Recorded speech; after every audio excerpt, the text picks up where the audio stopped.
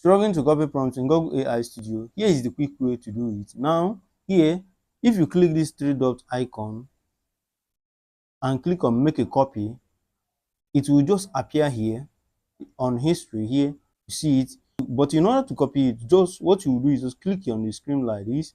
Now type what you want to copy here. Now click on this three line icon on the side here. Now click on copy text. Now you can copy it and paste it anywhere you want in your note or in any where you want to paste it. Now you can do the same on this generated prompt here.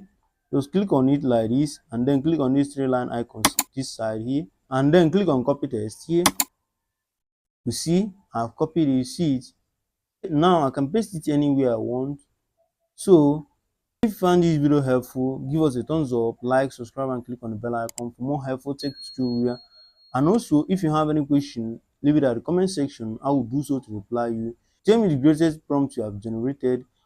And if you have any confusion in any AI tool, just leave it at the comment section.